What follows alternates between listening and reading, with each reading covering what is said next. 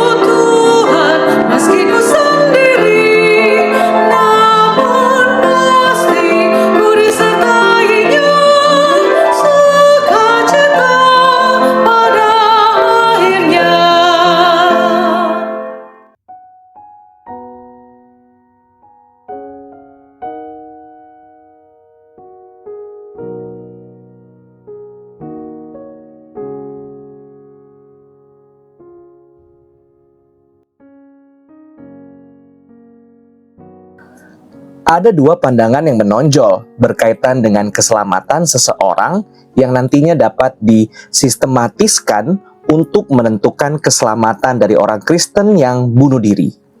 Kedua pandangan tersebut adalah pandangan Arminian dan Calvin.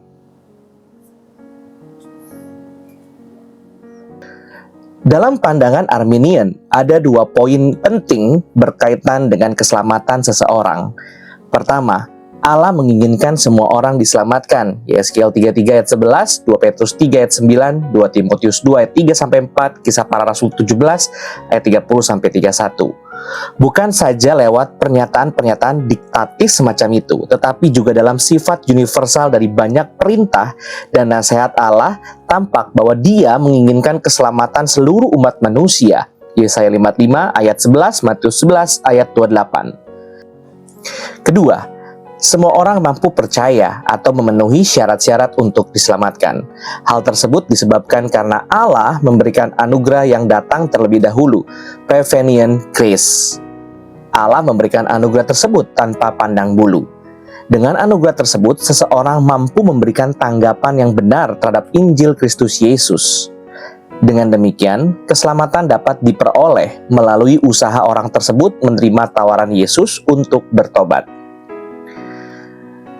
Berdasarkan penjelasan tersebut, pandangan ini menunjukkan adanya campur tangan manusia dalam proses keselamatan dirinya dan bukan 100% anugerah Allah.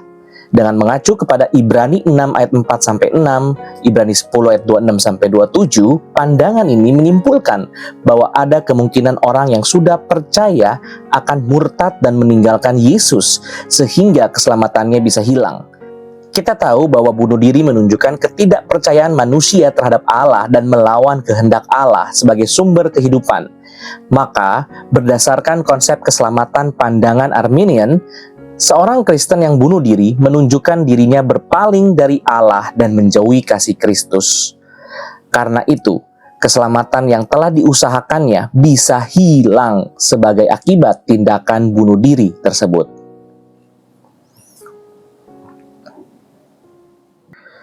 Calvin menolak pandangan Arminian yang melibatkan usaha manusia dalam memperoleh keselamatan. Ada dua poin penting dalam pandangan ini. Pertama, seluruh umat manusia telah terhilang dalam dosa. Pandangan ini menekankan konsep kerusakan total dalam diri manusia ketika jatuh dalam dosa atau yang disebut dengan total depravity. Banyak sekali ayat di Alkitab yang menunjukkan bahwa manusia yang sudah jatuh dalam dosa tidak mampu lagi untuk bertobat dan melakukan sesuatu yang baik, apalagi sampai menerima tawaran dari Yesus Kristus. Roma 3 ayat 1-23, Roma 6 ayat 23, Efesus 2 ayat 1-3, Yohanes 6 ayat 44, dan 2 Korintus 4 ayat 3-4. Keduanya adalah kedaulatan Allah. Allah merupakan Sang Pencipta dan Tuhan atas segala sesuatu. Oleh sebab itu, Allah bebas untuk melakukan apa saja yang dikehendakinya. Allah tidak tunduk dan bertanggung jawab pada pihak manapun. Dengan demikian, keselamatan seseorang ditentukan oleh pilihan Allah dan sudah ditentukan sebelumnya. Efesus 1 ayat 4-5, Roma 8 ayat 29, Roma 9 ayat 16, Yohanes 15 ayat 16, Keluaran 33 ayat 19. Berdasarkan penjelasan tersebut, dapat disimpulkan bahwa manusia berdosa telah mengalami kerusakan total dan ketidakmampuan total untuk merespons tawaran Yesus. Respons orang percaya terhadap anugerah Yesus terjadi karena Allah telah memilihnya dan menggerakkan hatinya. Hal tersebut telah ditentukan oleh Allah sebelum dunia dijadikan. Setelah seseorang lahir baru, Roh Kudus akan berdiam di dalam hati orang tersebut dan ia tidak akan mengalami kehilangan keselamatan. Keselamatan itu didapat satu kali dan untuk selamanya. Karena definisi hidup kekal sebagai anugerah keselamatan bermakna hidup yang tiada henti-hentinya. Ibrani 6 ayat 11, Ibrani 10 ayat 12, 2 Petrus 1 ayat 10, dan 1 Yohanes 5 ayat 13. Dengan demikian dapat ditarik kesimpulan bahwa jika seseorang Kristen yang sudah benar-benar percaya kepada Tuhan melakukan tindakan bunuh diri, maka keselamatannya tidak akan hilang. Tuhan akan mengampuni dosanya.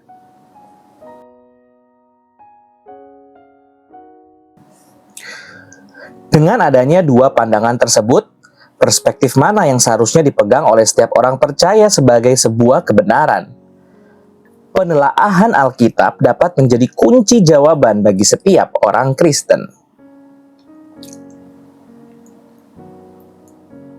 Sebelum membahas mengenai keselamatan orang Kristen yang bunuh diri, perlu dijabarkan mengenai konsep manusia berdosa dan keselamatan secara alkitabiah. Alkitab mencatat beberapa ayat berkenaan dengan dosa. Paulus menjabarkan bahwa semua manusia adalah orang berdosa, Roma 3 ayat 9-20. Ringkasan dari bagian ini adalah pada ayat 9. Jadi bagaimana? Adakah kita mempunyai kelebihan daripada orang lain? Sama sekali tidak. Sebab di atas telah kita tuduh baik orang Yahudi maupun orang Yunani bahwa mereka semua ada di bawah kuasa dosa. Ayat ini digunakan oleh Paulus untuk membangun argumentasi bagi ayat berikutnya.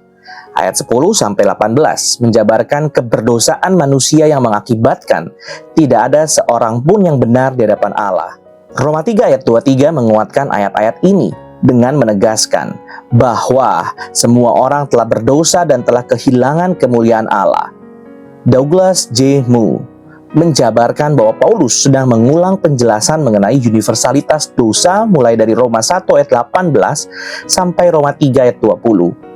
Baik orang Yahudi maupun kafir tidak ada perbedaan, karena semuanya telah berdosa dan ada di bawah murka Allah. Berdasarkan ayat-ayat tersebut dapat dilihat bahwa manusia berdosa benar-benar mengalami kerusakan total dan tidak ada yang benar di hadapan Allah. Dengan demikian, jelas tidak mungkin ada orang yang akan pernah menanggapi panggilan Injil tanpa ada suatu tindakan khusus dari Allah. Meski Paulus menegaskan berulang-ulang tentang keberdosaan manusia, tapi ia juga menjabarkan sebuah janji dan kebenaran yang memerdekakan. Roma 3 ayat 24 diungkapkan dengan jelas, dan oleh karena kasih karunia telah dibenarkan dengan cuma-cuma karena penebusan dalam Kristus Yesus. Kata dibenarkan berasal dari bahasa Yunani dikaio, artinya dibebaskan oleh Allah dari segala tuntutan. Selanjutnya, kata cuma-cuma menunjukkan bahwa pembenaran oleh Yesus Kristus merupakan sebuah pemberian atau hadiah karena kasih dan kemurahannya kepada kita, manusia yang berdosa. Kata penebusan Yunaninya adalah apolustrosis, memiliki arti dasar membebaskan seseorang dengan membayar.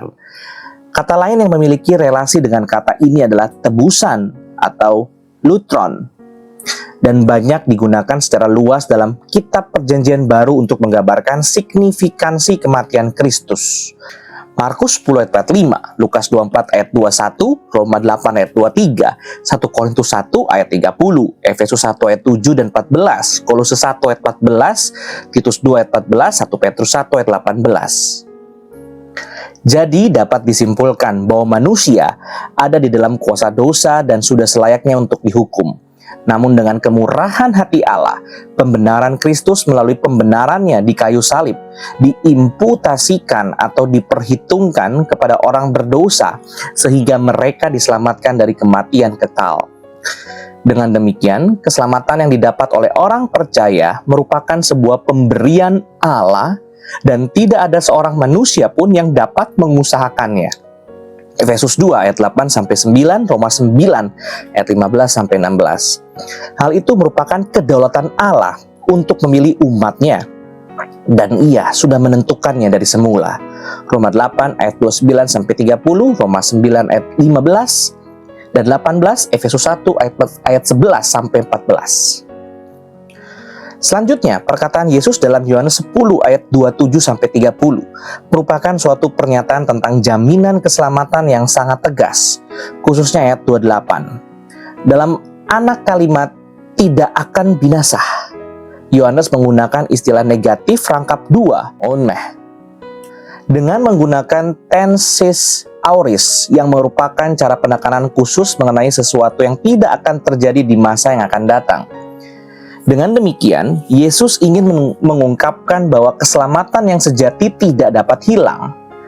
Hal senada diungkapkan Paulus dalam Roma 8 ayat 38-39, bahwa segala sesuatu yang dapat mengancam kehidupan orang percaya tidak akan dapat memisahkan mereka dari kasih Allah.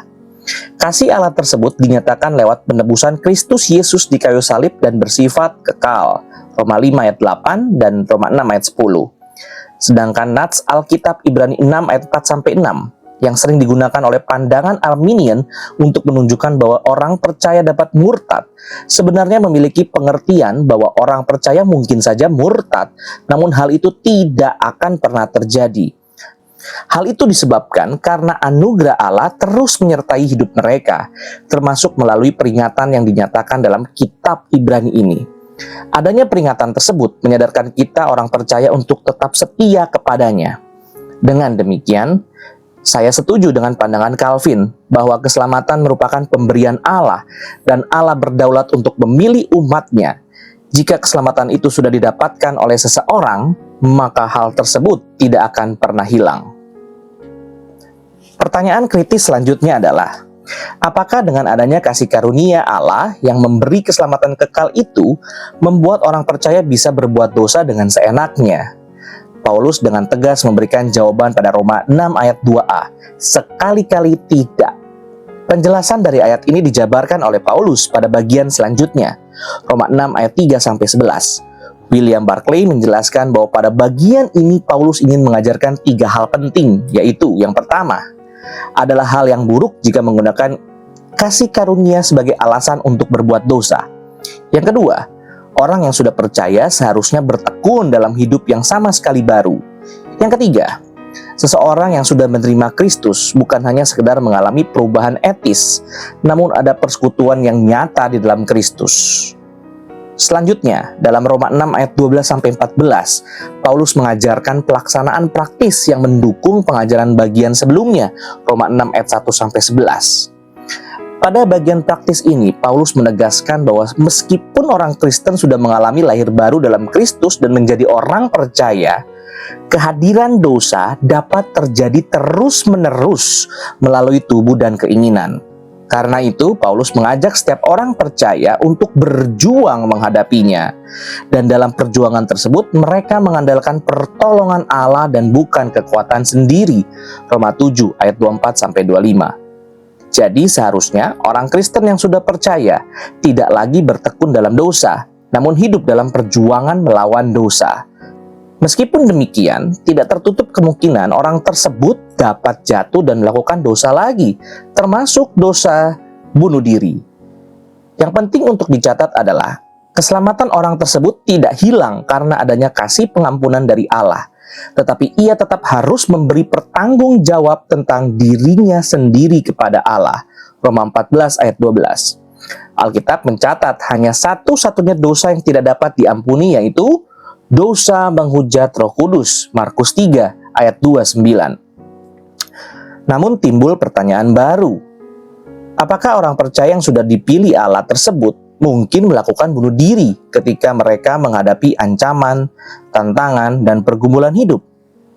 Roma 8 ayat 36, Filipi 1 ayat 29, 1 Korintus 15 ayat 31. George Sandison mengungkapkan bahwa orang yang telah menyatu dengan Kristus melalui iman tidak akan bunuh diri, sebab tidak ada pembunuh memiliki hidup kekal dalam dirinya. Lihat 1 Yohanes 3 ayat 15. Namun tidak dapat dipungkiri, realitas menunjukkan adanya orang Kristen yang bunuh diri. Ketika peristiwa bunuh diri terjadi, sebagian besar pelaku sedang dalam keadaan yang tidak sehat, otaknya dalam keadaan tidak seimbang, dan orang itu tidak dapat bertanggung jawab atas tindakannya.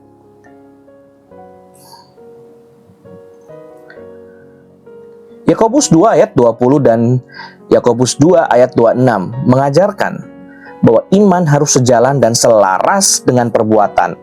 Seorang Kristen yang memiliki iman teguh seharusnya tidak melakukan perbuatan yang berlawan dengan kehendaknya, apalagi dilakukan dengan sengaja.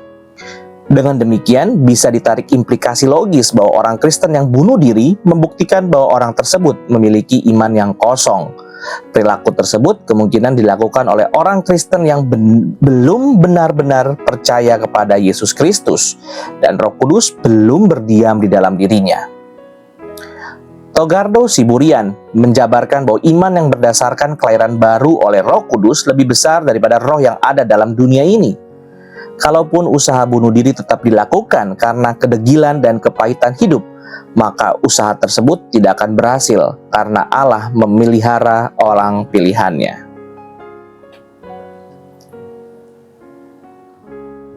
Realitas menunjukkan bahwa kepahitan hidup dapat menjadikan seseorang mengalami depresi.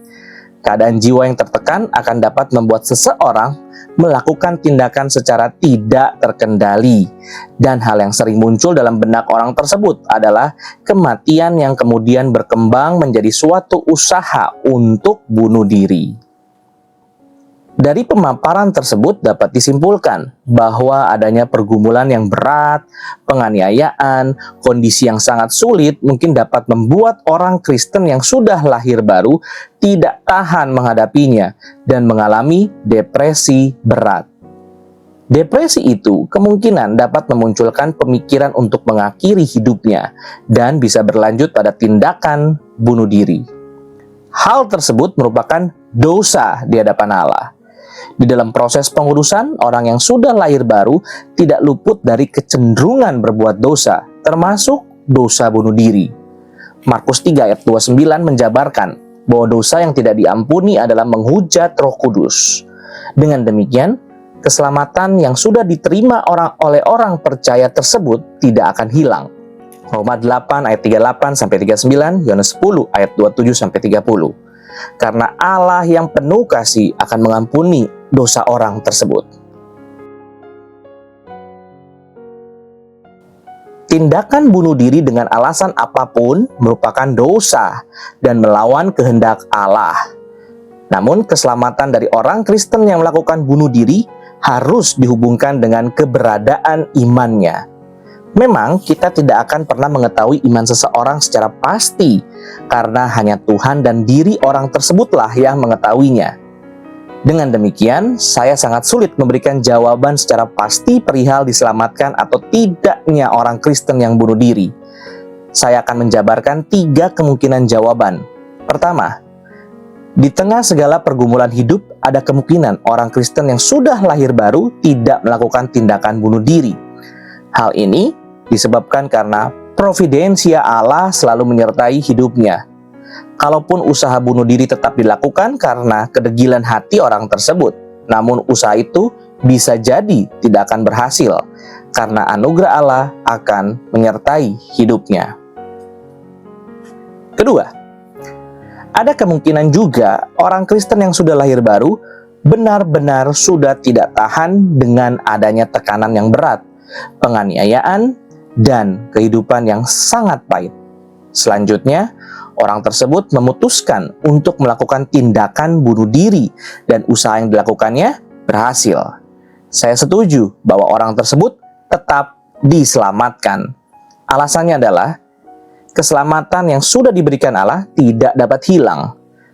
Adanya kasih dan pengampunan Allah terhadap dosa orang tersebut karena dosa yang tidak dapat diampuni adalah dosa menghujat Roh Kudus. Markus 3 ayat 29. Ketiga, ada kemungkinan orang Kristen yang melakukan tindakan bunuh diri belum sungguh-sungguh percaya kepada Tuhan, sehingga iman yang dimilikinya adalah kosong dan tidak dapat dituangkan dalam perbuatan yang nyata. Orang yang demikian tidak akan diselamatkan. Untuk menyikapi kemungkinan-kemungkinan tersebut, bukan berarti setiap orang Kristen dapat menganggap remeh anugerah keselamatan dari Kristus.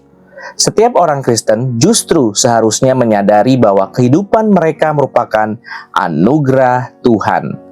Oleh sebab itu, sebagai bentuk ucapan syukur, setiap orang Kristen yang sudah percaya seharusnya menghargai kehidupan ini dan tidak lagi bermain-main dengan dosa, termasuk dosa bunuh diri. Tindakan bunuh diri merupakan sebuah tindakan yang tidak menghargai Allah sebagai Sang Pemberi hidup. Dengan demikian, dalam mempengaruhi kehidupan yang penuh tantangan, ancaman, dan penderitaan, setiap orang Kristen seharusnya percaya dan terus bersandar penuh kepada Allah. Allah yang penuh kasih akan senantiasa menyertai, menguatkan, dan memulihkan kehidupan ini. Tidak ada seorang pun atau hal apapun di muka bumi ini yang dapat memisahkan orang percaya dari kasih Allah yang kekal, yang telah dibuktikan lewat penebusan Yesus Kristus di atas kayu salib. Terima kasih. Tuhan Yesus memberkati. Puji Allah, puji Allah, puji Allah Tritunggal. Mulia-mulia bagi Allah, pemberi kurnia keselamatan.